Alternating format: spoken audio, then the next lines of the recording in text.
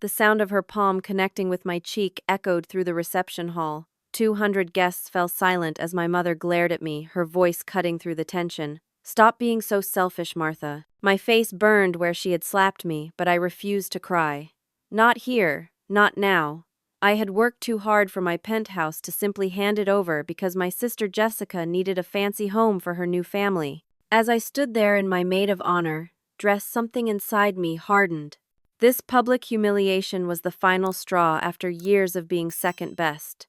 My revenge would not be impulsive. It would be methodical, calculated, and life-changing for everyone involved. The morning after the wedding, I sat on my balcony overlooking the city skyline, nursing a cup of coffee and a bruised cheek. The penthouse, that had become the center of this family drama, stretched behind me, 3,000 square feet of hardwood floors, floor-to-ceiling windows, and the kind of elegant minimalism that spoke of success without shouting it. I had purchased this dream home 2 years ago after a decade of backbreaking work. At 32, I had built my property development company from nothing but determination and sleepless nights. No one had handed me anything. Every square inch of this place represented countless meetings, negotiations, and risks that had finally paid off. Growing up as the older sister to Jessica had always meant being overshadowed. 3 years, my junior Jessica was the family favorite from the moment she was born, prettier, more outgoing, and somehow always deserving of more attention, more praise, and more resources than me. Our mother Patricia, now 58, had been a stay-at-home mom with artistic aspirations that never quite materialized. Our father, Robert, 60, owned a moderately successful insurance agency that provided us with a comfortable middle-class upbringing in suburban Pennsylvania. From the outside, we looked like the perfect American family. Behind closed doors, the dynamic was painfully clear. Jessica was the star, and I was the supporting character in the family story.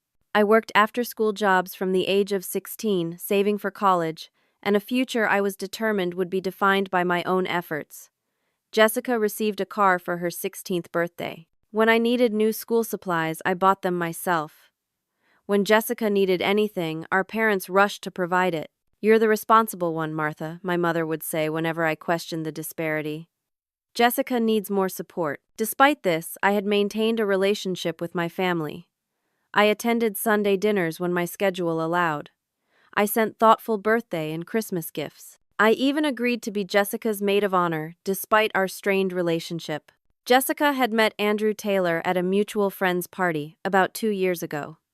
He was 35, charming, and worked in financial services, or so he claimed.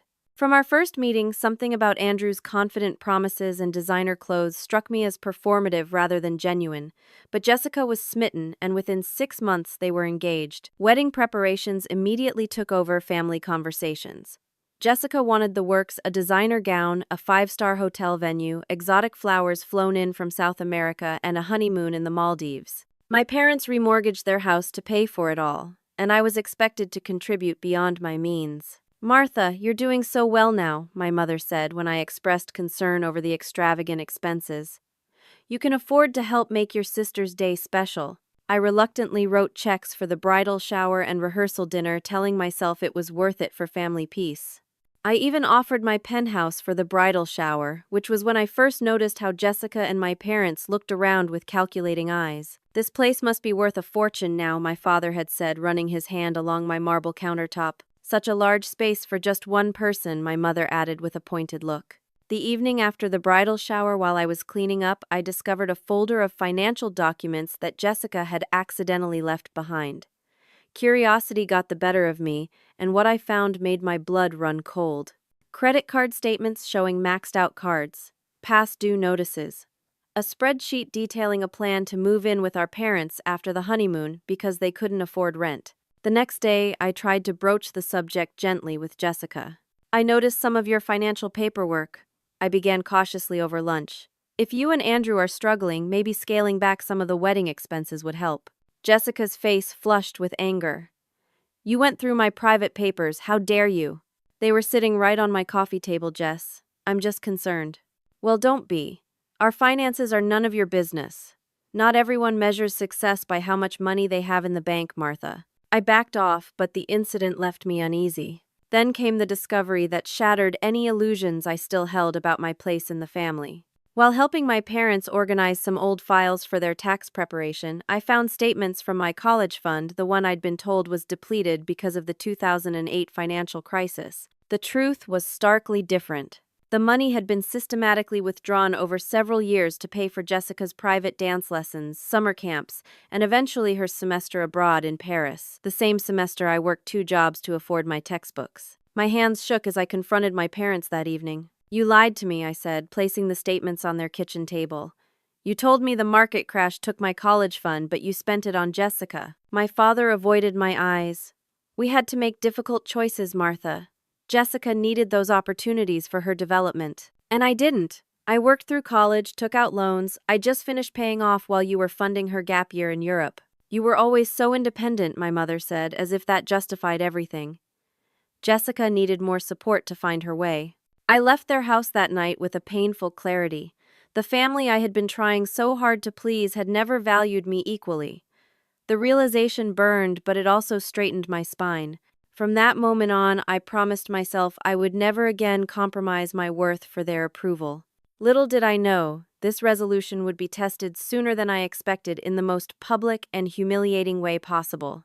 Despite my newfound clarity about my family's treatment, I still showed up for wedding preparations. Some deeply ingrained sense of duty, or perhaps a last lingering hope for genuine connection, kept me involved. As maid of honor, I organized Jessica's bachelorette weekend in Nashville, coordinated with bridesmaids, and attended endless dress fittings where my sister critiqued every aspect of my appearance. "Are you really wearing your hair like that for the wedding?" Jessica asked during one fitting. "And maybe consider dropping 10 pounds before the big day. The photographer is really expensive and I want the pictures to be perfect." I bit my tongue and smiled, remembering my therapist's advice about choosing my battles. Dr. Taylor had been helping me work through my family issues for the past year. "Setting boundaries doesn't mean cutting ties completely," she'd explained. "It means protecting your well-being while still participating in relationships that matter to you." So I established small boundaries. I declined to join the third bridal dress shopping trip. I refused to rearrange important client meetings for last-minute wedding errands. Each tiny stand for myself felt like a victory, even as Jessica's behavior grew more entitled. 3 weeks before the wedding, I hosted the bridal shower at my penthouse. The event planner Jessica had hired transformed my sleek, modern space into a pink and gold explosion of tulle and roses that made me wince, but I reminded myself it was just for one afternoon. During the shower, I overheard my mother talking to her sister, my Aunt Kathy. "Such a shame Martha never found someone," my mother was saying. "All this success, but what's the point with no one to share it with? At least Jessica has her priorities straight." The comment stung, but I was used to such dismissals of my accomplishments. What I wasn't prepared for was what came next. "This penthouse would be perfect for Jessica and Andrew to start their family," my mother continued. "Martha barely uses half the rooms. It seems wasteful, especially when family needs it more." I nearly dropped the gift I was carrying. The audacity of discussing my home as if it were community property to be redistributed left me speechless.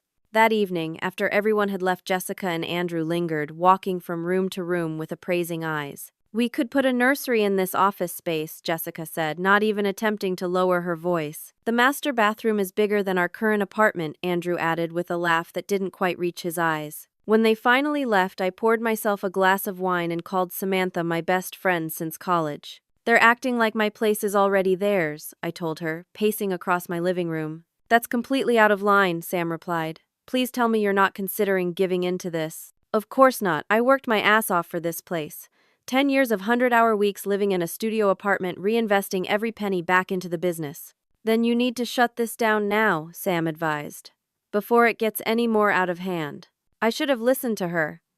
Instead, I told myself things would calm down after the wedding stress passed. I was catastrophically wrong. 2 days before the wedding, I stopped by my parents' house to drop off some last-minute items for the welcome baskets. As I approached the front door, I heard raised voices from inside.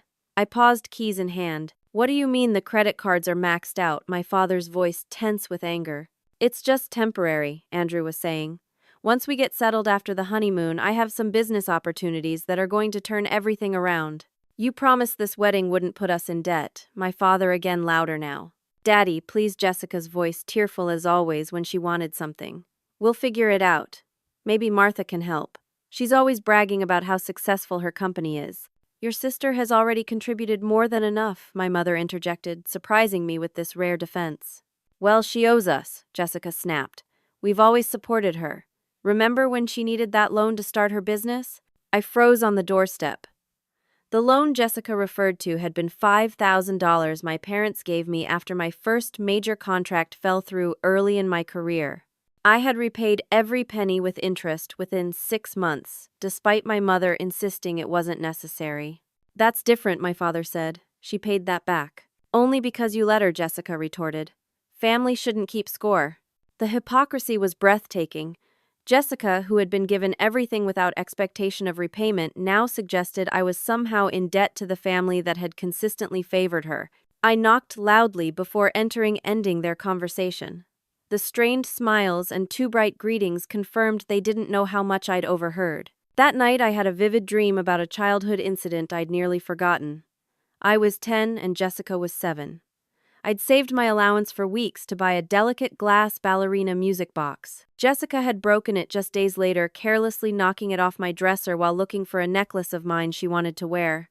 When I cried to our parents, the response was swift. It was just an accident, Martha. Stop making such a fuss. You're the big sister, you should be more understanding. I woke up with the same sick feeling of injustice in my stomach. The pattern had never changed, only the stakes. Now, instead of a music box, it was my home they expected me to surrender. The rehearsal dinner the next evening was tense. Jessica sparkled in a white designer dress that probably cost more than my first car, while Andrew charmed everyone with stories about his business prospects. I noticed he was vague about specifics, but generous with grand promises about future success. I overheard Andrew telling one of his groomsmen, "Once we're settled, things will take off. We've got some big plans in the works." The knowing glance he shot toward me sent chills down my spine. Something told me my penthouse featured prominently in those big plans. Later that night as I was leaving, my father pulled me aside. "Martha, we need to talk about how you can help your sister after the wedding," he began. "Dad, I've already spent nearly $20,000 on this wedding," I replied, trying to keep my voice even. "That's my limit." He looked uncomfortable. "It's not about money right now. It's about other support." My stomach tightened. "What kind of support?" "Let's discuss it at the reception," he said, patting my arm dismissively. "Tomorrow's a big day. Get some rest." As I drove home, a sense of foreboding settled over me. I had no idea just how dramatically things would unravel the next day, or that my mother's hand across my face would become the flashpoint for everything that followed. The morning of Jessica's wedding dawned bright and clear, one of those perfect June days that wedding planners dream about. I arrived at the hotel suite where the bridal party was gathering, armed with coffee bagels and a genuine intention to make this day special despite my misgivings. Jessica was already in full bride mode, directing her bridesmaids like a general commanding troops. When she saw me, her expression flickered between annoyance and calculation before settling on a saccharine smile. "Finally, Martha, I need you to fix the issue with the florist. The centerpieces don't match the exact shade of blush I specified. No hello, no thank you for the breakfast I'd brought.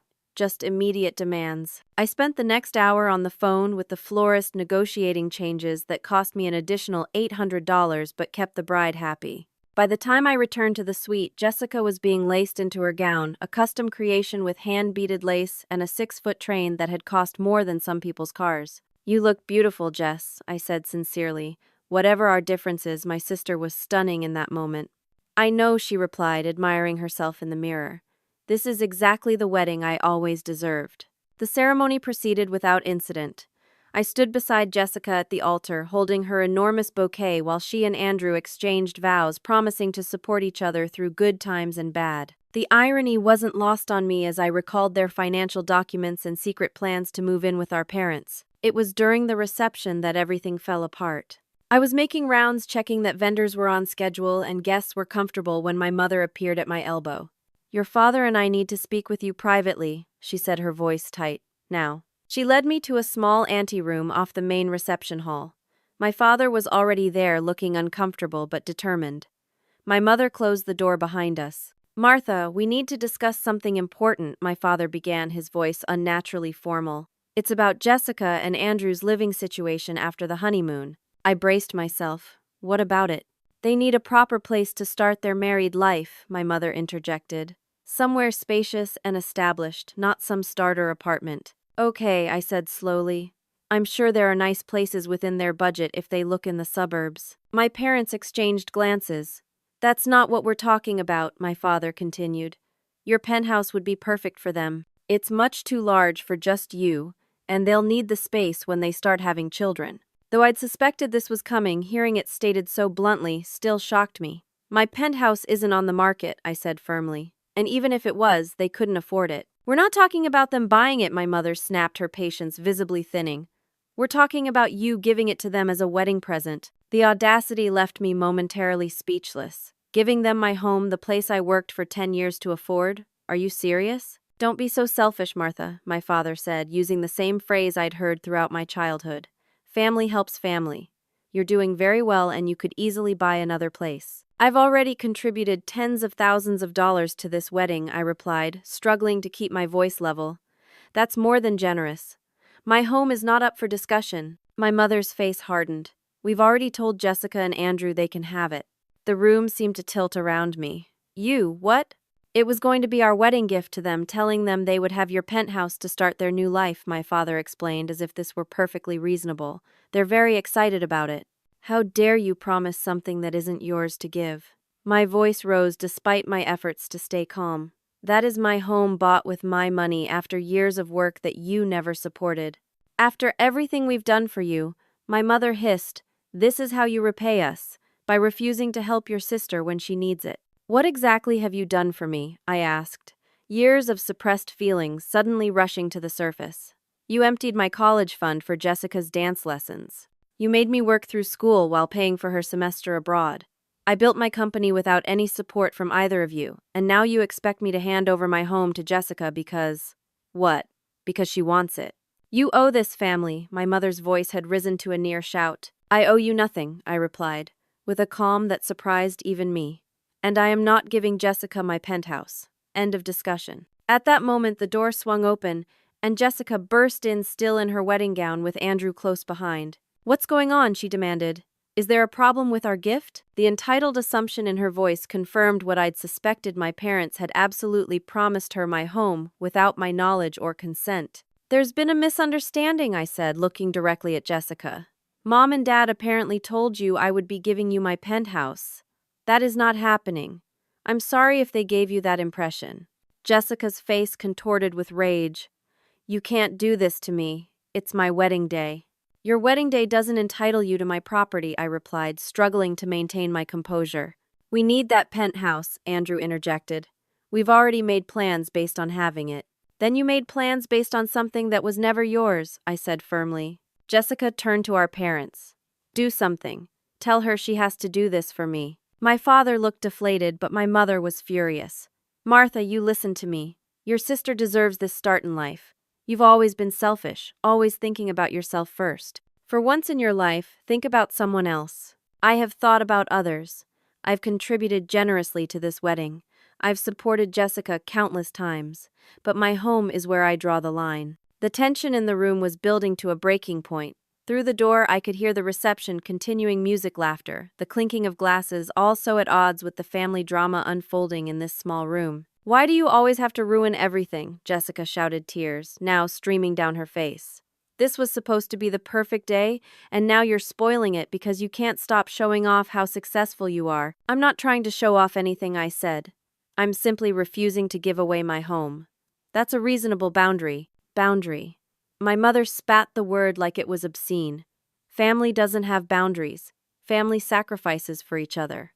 Funny how the sacrifice is always expected from me, I observed quietly. Something in my calm refusal seemed to push my mother over the edge.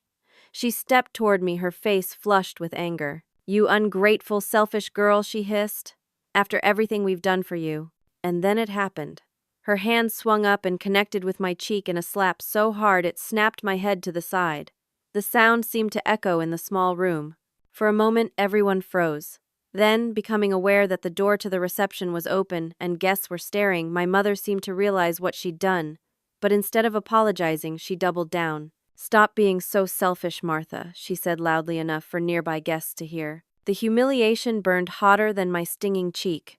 Dozens of people, friends, family, colleagues had just witnessed my mother slapping me and calling me selfish for not giving my home away. The absurdity of it might have been comical if it weren't so painful. I straightened my spine and looked directly into my mother's eyes. "This conversation is over," I said quietly. "Congratulations on your wedding, Jessica. I hope you and Andrew will be very happy together." Then I walked out of that room past the staring guests, retrieved my purse, and left the reception with as much dignity as I could muster. I would not give them the satisfaction of seeing me cry. As I drove home to the penthouse that had become the center of this family drama, I knew something fundamental had shifted. The slap had broken something between us that could never be repaired. And in its place, a new resolve was forming, one that would change all of our lives forever. I managed to hold myself together until I reached my parking garage. Once inside my car, protected by privacy glass, and the solitude of the concrete structure, I finally let the tears come. They weren't gentle tears of sadness, but hot, angry ones that left mascara tracks down my face and made my slapped cheek sting even more. "How dare they?" I whispered to my empty car. "How dare they?" My phone buzzed continuously with messages. I ignored them until I reached my penthouse, where I kicked off my heels, peeled off my bridesmaid's dress, and poured myself a generous glass of whiskey before even looking at my phone. There were concerned texts from several wedding guests who had witnessed the confrontation. My friend Samantha had sent multiple messages. "Are you okay? What happened? Just saw what went down. That was not okay. Call me when you can, I'm worried about you." There were also 2 voicemails from my parents, which I couldn't bring myself to listen to yet, and nothing from Jessica. Of course. I called Samantha, who answered immediately. "Martha, are you all right? Everyone saw what happened." "I'm home now," I said, my voice surprisingly steady. "What are people saying?" "They're shocked. Your mom tried to play it off as a family disagreement, but slapping your daughter in public isn't exactly normal family behavior. What triggered it?" I explained about the penthouse demand, Jessica and Andrew's financial situation, and my parents' presumption in promising my home to them without my consent. "That's insane," Samantha declared. "They expected you to just hand over your home because Jessica wants it. Who does that?" "My family, apparently." I took another sip of whiskey, feeling the warmth spread through my chest. "The worst part is they genuinely believe I'm being selfish for refusing." "That's gaslighting, pure and simple," Sam said firmly. "You worked your ass off for that penthouse. No one has the right to demand you give it away, especially not to a sister who's never appreciated anything you've done for her." After talking with Sam for nearly an hour, I felt calmer, though the hurt and anger remained. Before going to bed, I finally listened to my parents' voicemails. My father's message was brief and uncomfortable. "Martha, things got out of hand. Let's talk tomorrow when everyone's calmer." No apology, just an implicit suggestion that I shared blame for the incident. My mother's message was worse. "Martha, I'm disappointed in your behavior today. You embarrassed the family and upset your sister on her special day. We'll discuss this further after they return from the honeymoon. I expect you to reconsider your position about the penthouse. Family comes first." Not a word about slapping me in front of 200 people. Not a hint of remorse or recognition that her behavior had been inappropriate. Just continued pressure and guilt. I deleted both messages and turned off my phone. The next morning, I woke with swollen eyes and a resolve that had solidified overnight. My mother's slap had broken the last thread of familial obligation I felt. For years, I'd accepted their favoritism and dismissal of my achievements. I'd contributed financially to family events well beyond my fair share. I'd swallowed hurtful comments and double standards in the name of keeping the peace. But that was over now. This wasn't about impulsive revenge. This was about justice and finally standing up for myself. I started by making an appointment with my therapist, Dr. Taylor, for the following day. Then I called my attorney, Grace Winters, and scheduled a consultation for later in the week. Whatever steps I took next needed to be legally sound. Over the next few days, I threw myself into research. I created a detailed spreadsheet documenting every financial transaction between myself and my family members. Over the past decade, loans I'd given, wedding expenses I'd covered, gifts I'd purchased, and business advice I'd provided for free. The total was staggering. Beyond the wedding expenses, I'd loaned my parents money multiple times for temporary cash flow issues with my father's insurance business. They had repaid some of these loans, but 3 remained outstanding, totaling over $40,000. I also found emails where my parents had asked for my professional consulting on property investments they were considering. I'd spent hours researching and advising them, saving them from at least 2 poor investments that would have cost them dearly. All unpaid work that would have cost thousands if they'd hired anyone else. During my session with Dr. Taylor, I poured out the whole story, including my growing anger and desire for some form of justice. "What you're feeling is completely natural," she assured me. "You've been treated unfairly for years, and this public humiliation was the breaking point." "I want them to face consequences," I admitted. "I want them to understand what they've done. Is that wrong?" Dr. Taylor considered this carefully. "Wanting accountability isn't wrong, Martha. The question is what form that accountability should take, and whether it will bring you peace or just perpetuate the cycle of hurt." "I don't want to hurt them," I clarified. "I just want them to stop hurting me, and I want back what's rightfully mine." "That sounds like a healthy boundary, not revenge," she replied. "Just be careful that your actions are guided by self-respect, not by the desire to inflict pain." Her words stayed with me as I continued my investigation into my family's financial entanglements with my life. The deeper I dug, the more I discovered. When I met with Grace Winters, my attorney, I brought my documentation and explained the situation. "So, your parents slapped you in public when you refused to give your sister your penthouse as a wedding gift." Grace clarified, her professional demeanor slipping momentarily to reveal her disbelief. "That's correct," I confirmed. "And now I want to understand what legal options I have regarding the outstanding loans and any other financial issues." Grace reviewed my documents carefully. These loans appear to be legitimately documented with emails confirming the terms, even if they were informal. "We can certainly issue formal demands for repayment." She continued reviewing, then paused at a particular document. "This is concerning. This business loan application has your signature as a guarantor, but you mentioned you never agreed to co-sign for your father's business expansion loan." I leaned forward to look at the document she was referencing. "I absolutely never signed that. Let me see." The signature did look like mine, but I had no recollection of ever seeing this document before, let alone signing it.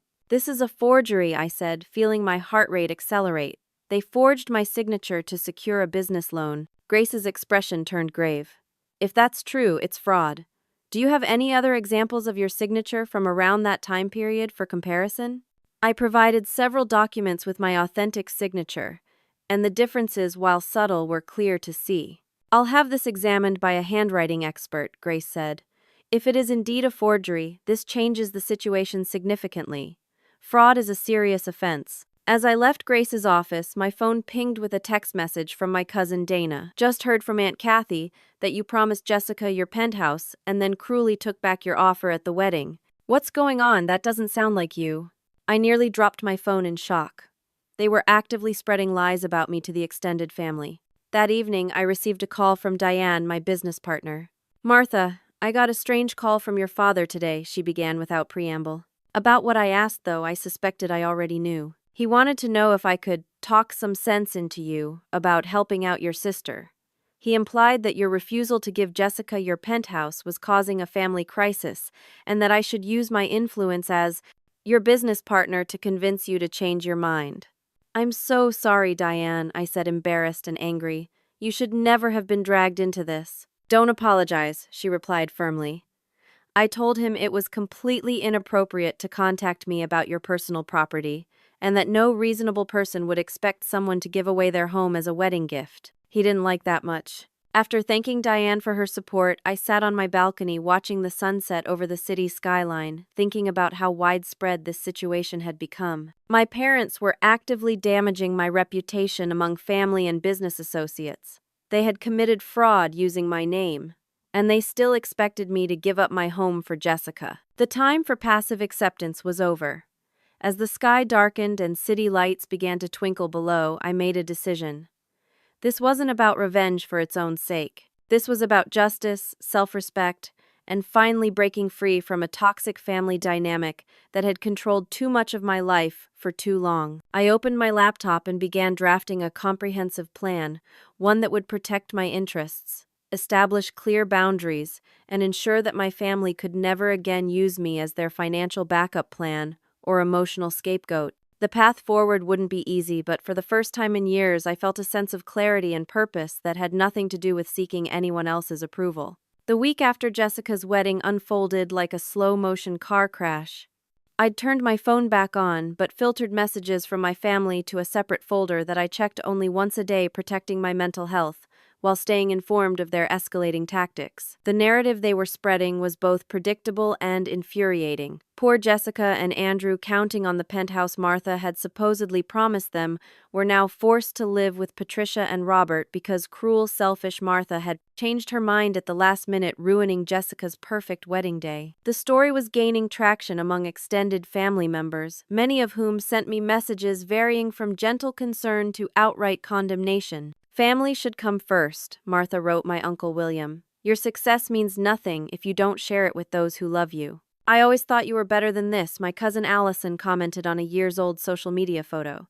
"Guess money changed you." I didn't respond to any of these messages. Instead, I focused on gathering information and building my case. Grace Winters had confirmed through a handwriting expert that the signature on my father's business loan was indeed forged. We were now investigating how many other documents might bear my falsified signature. Meanwhile, I continued building my property development business, maintaining a professional demeanor despite the personal turmoil. My assistant Jenny noticed my subdued mood but didn't pry, for which I was grateful. I needed the office to remain a sanctuary from the family drama. 10 days after the wedding, Jessica and Andrew returned from their honeymoon in the Maldives, a trip they clearly couldn't afford but had taken anyway. As predicted, they moved into my parents' house temporarily while they looked for the perfect place. I learned this not from my family directly, but from Samantha, who had run into them at the grocery store. "Jessica looked annoyed when I asked about their housing plans," Sam reported. "She said something about waiting for certain people to come to their senses, and gave me this fake smile when I mentioned I'd seen you recently." I sighed. "They're still expecting me to give in about the penthouse. Apparently. Oh, and Andrew was buying lottery tickets. Like a lot of them," Sam said with raised eyebrows. I caught a glimpse of their cart ramen noodles, boxed wine, and about $50 worth of scratch-offs. Not exactly newlywed bliss shopping.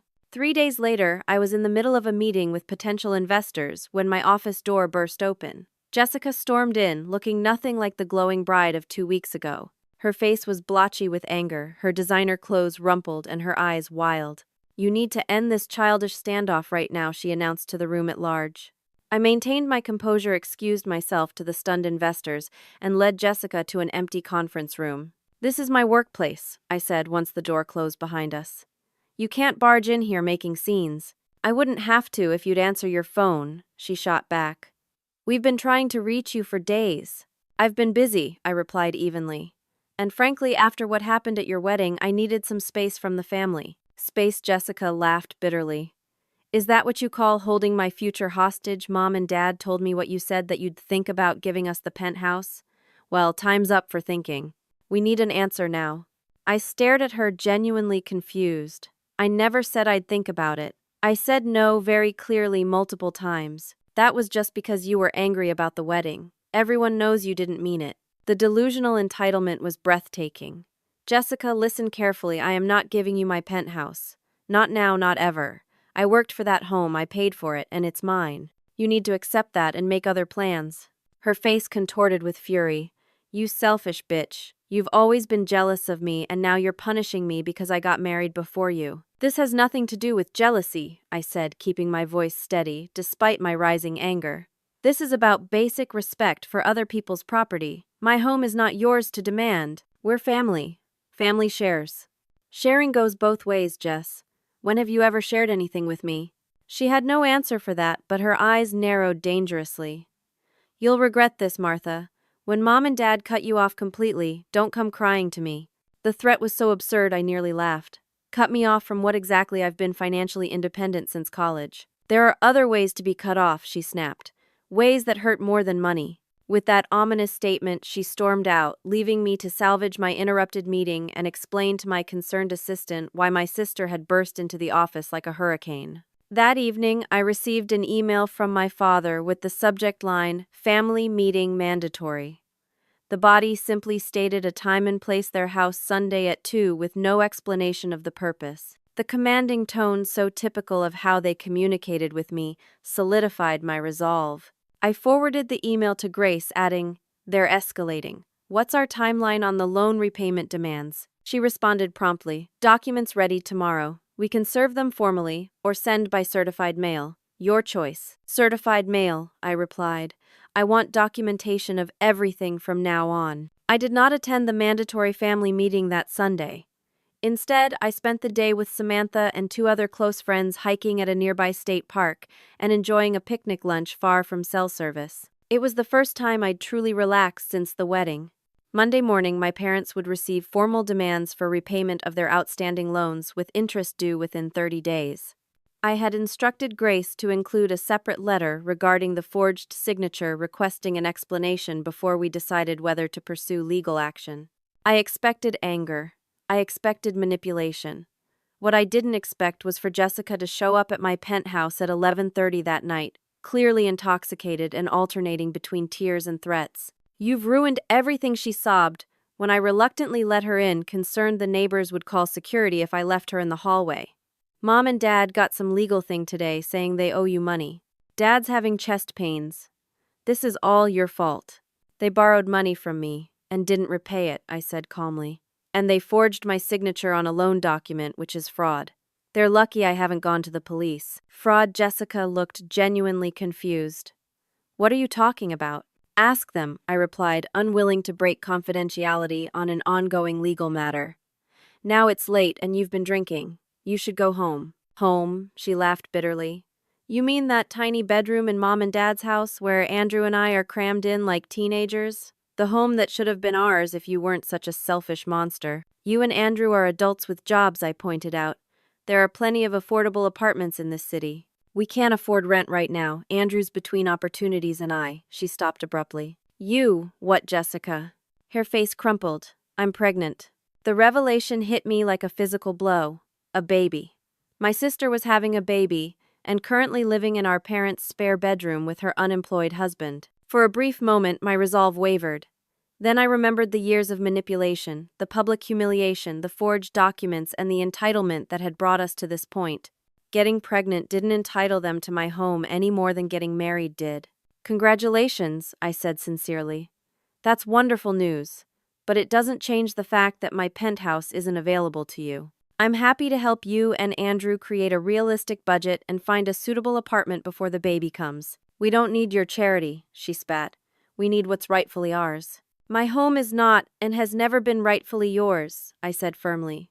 "I'm calling you a cab now. We can talk again when you're sober." After Jessica left, I sat alone in my living room, troubled by this new development.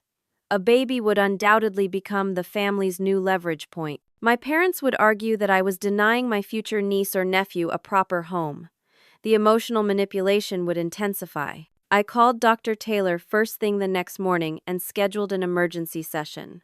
I needed perspective from someone outside the situation. "They'll use this pregnancy to increase pressure on you," she agreed after I explained the latest development. "But remember, many people raise children in apartments, even small ones. A baby doesn't need a penthouse."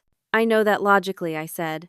"But emotionally I feel this pull, like maybe I should help them more for the baby's sake." "That's your compassion speaking, which is admirable," Dr. Taylor replied. "But compassion doesn't mean sacrificing your boundaries. There are many ways to support your sister's child without giving up your home." Her words helped me refocus.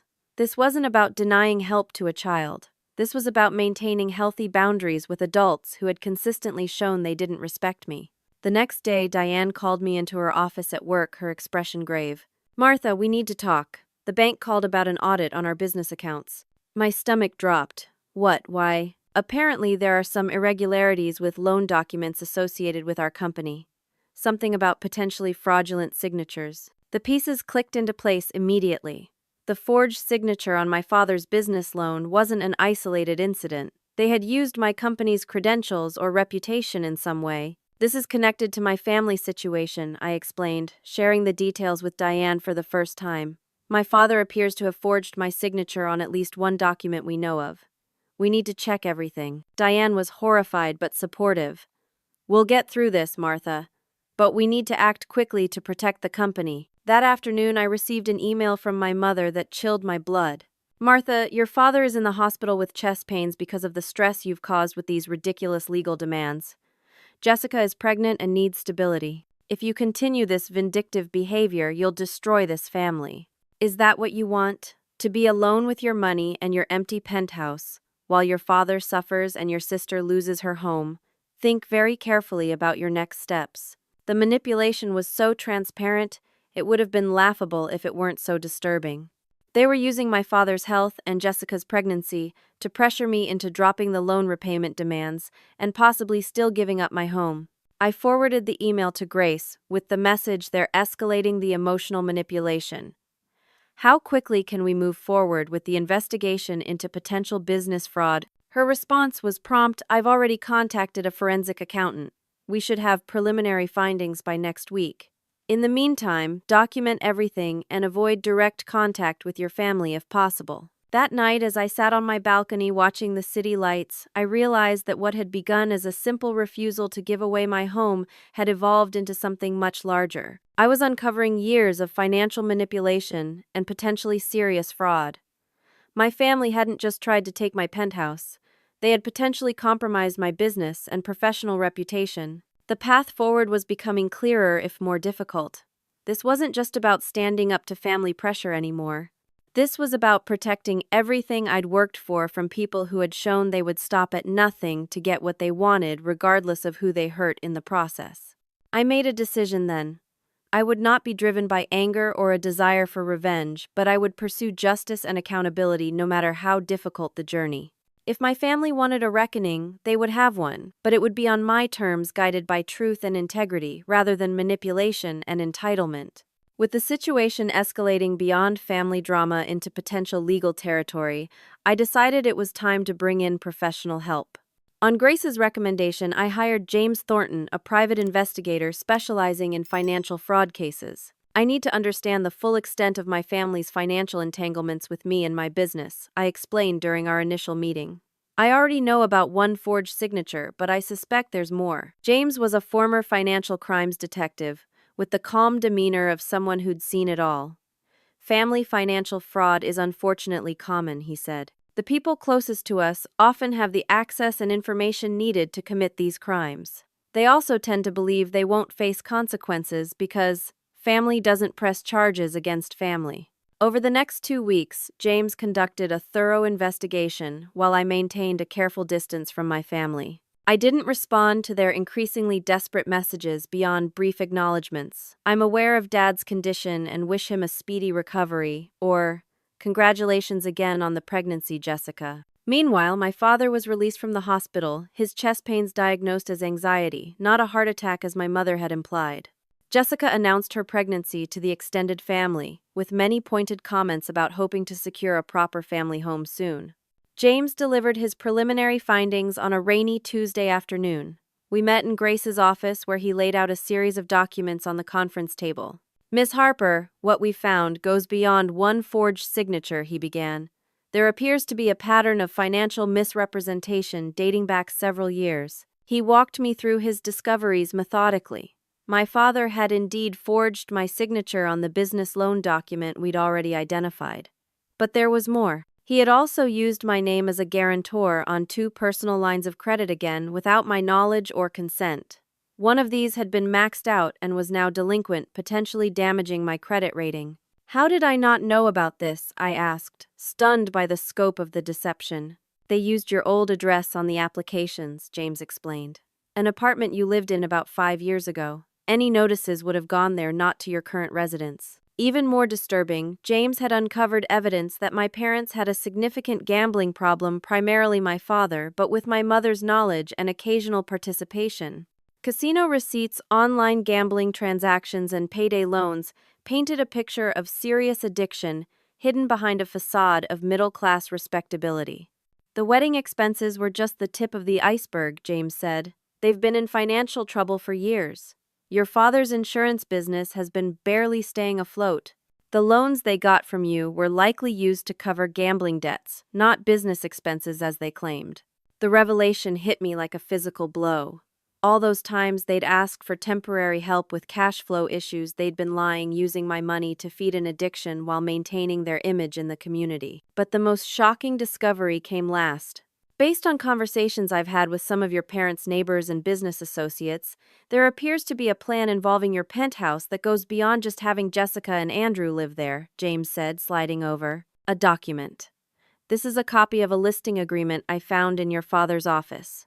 It's not signed or officially filed yet, but it's fully prepared. I stared at the paper in disbelief. It was a real estate listing agreement for my penthouse, my address, my property, with an asking price well above market value. The sellers were listed as Jessica and Andrew Taylor. They were planning to sell my home. My voice sounded distant to my own ears. But how? They don't own it. Grace leaned forward. We believe they were hoping to pressure you into transferring the deed to Jessica and Andrew as a wedding gift. Once they owned it, they planned to immediately sell it and use the proceeds to clear their debts. And Jessica and Andrew were in on this, James nodded. Based on text messages we've recovered between Jessica and your father, yes. They would get a portion of the proceeds, enough for a down payment on a more modest home in the suburbs, while your parents would take the bulk of the money to clear their gambling debts and other obligations. The calculated nature of the scheme left me breathless. This wasn't just family pressure or entitlement. This was a coordinated plan to manipulate me out of $1 million asset. There's one more thing you should know, James added hesitantly. Jessica's pregnancy announcement timing isn't coincidental. She's been using it as leverage in family discussions about convincing you to sign over the penthouse. Are you saying she's not really pregnant? I asked, unsure whether to feel relief or additional betrayal. No, she is pregnant about 8 weeks along based on medical records. But according to text messages between her and Andrew, they had planned to delay announcing it until after securing the penthouse. When that fell through, they decided to use the pregnancy as emotional leverage instead. I sat back in my chair trying to process everything. My family hadn't just been pressuring me on a whim. They had constructed an elaborate scheme to gain control of my property, sell it without my knowledge, and use the proceeds to solve their financial problems they had hidden from me for years. What are my options? I finally asked Grace. She outlined several paths forward. We could pursue criminal charges for the forgery and fraud. We could file civil suits to recover damages. Or we could attempt to negotiate a settlement that would protect my interests while potentially avoiding the public exposure of a court case. I need time to think, I said, gathering the documents James had provided. This is a lot to process.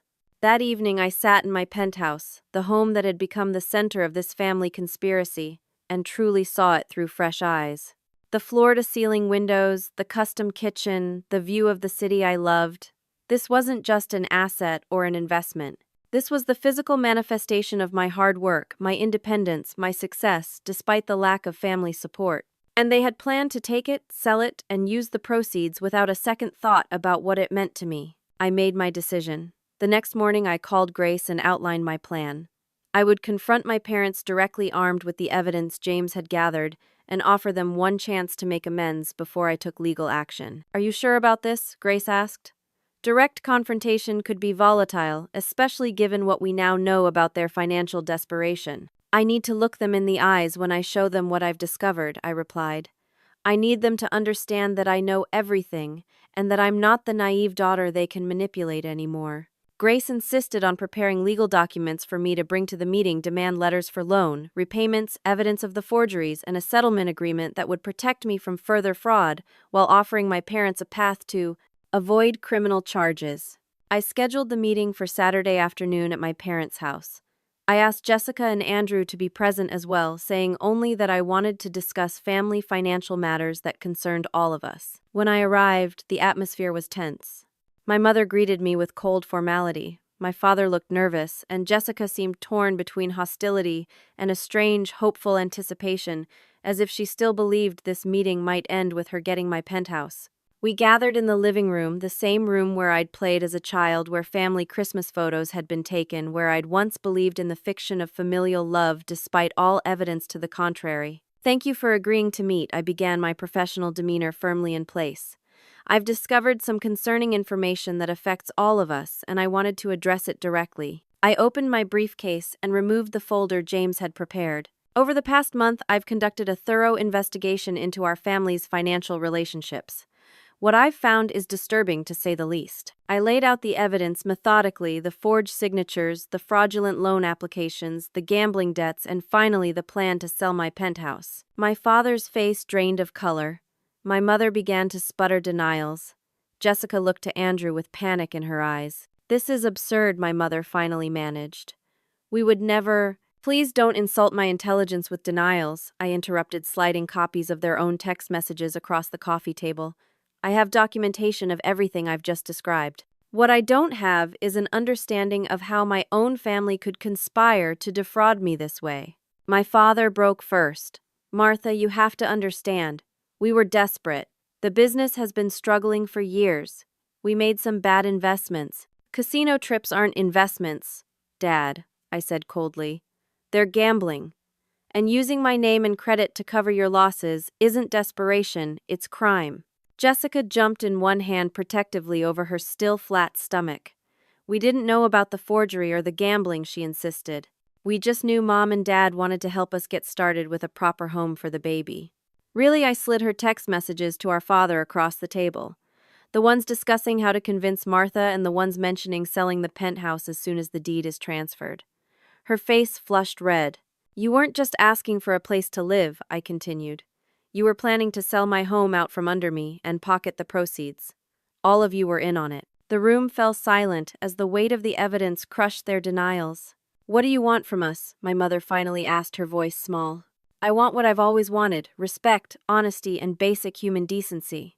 Since those appear to be impossible for this family, I'll settle for financial restitution and legal protection." I explained the terms of the settlement agreement Grace had prepared. They would repay all outstanding loans with interest. They would sign affidavits admitting to the forgeries but agreeing not to commit any further fraud. In exchange, I wouldn't press criminal charges or expose their scheme publicly. And if we refuse, my father asked a hint of his old bravado returning. Then on Monday morning, I file police reports for the forgeries and fraud, along with civil suits for damages. Grace estimates the potential penalties could include jail time for you and Dad, as well as financial judgments that would likely force you into bankruptcy. Jessica began to cry. "But what about the baby? You'd send your niece or nephew's grandparents to jail." I looked at my sister, really looked at her, and saw for the first time how similar she was to our parents. The same manipulation tactics, the same entitlement, the same belief that emotional leverage should override basic ethics. "Your pregnancy is a blessing, Jessica, but it's not a get-out-of-consequences-free card. You're bringing a child into this world. Don't you want that child to grow up understanding right from wrong?" The question hung in the air unanswered. I stood up, gathering my documents. "I'll give you 48 hours to consider the settlement offer. If I don't hear from you by Monday at noon, I'll proceed with legal action." As I turned to leave, my mother called after me. "How can you do this to your own family?" I paused at the door, looking back at the 3 people who had conspired to defraud me of my home and my financial security. "That's exactly what I've been asking myself about you for weeks," I replied quietly. "How could you do this to your own family, to your own daughter?" I left without waiting for an answer, knowing there wasn't one that could possibly justify what they had done.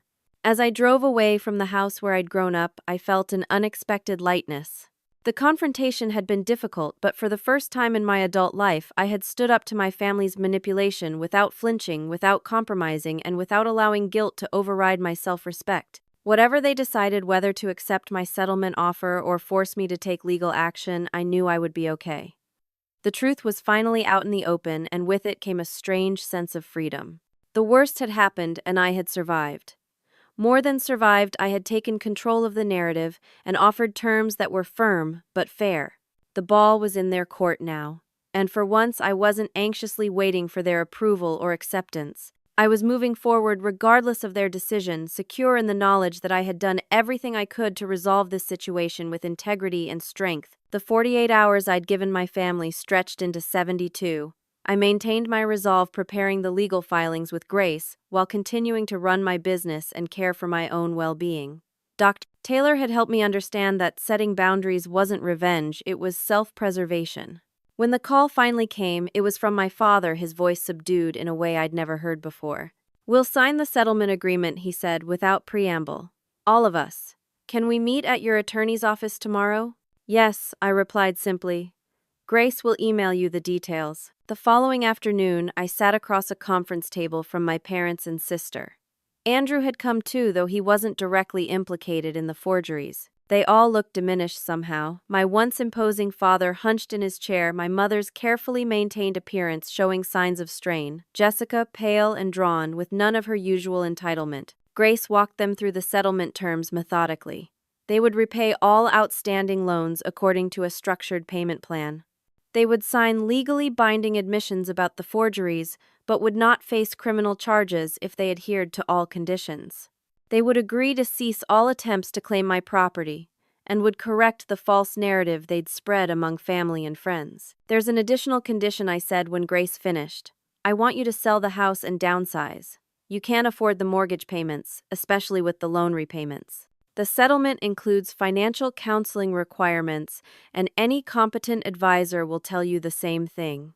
My father began to protest, but my mother laid a hand on his arm. She's right, Robert. We've been drowning in that house for years.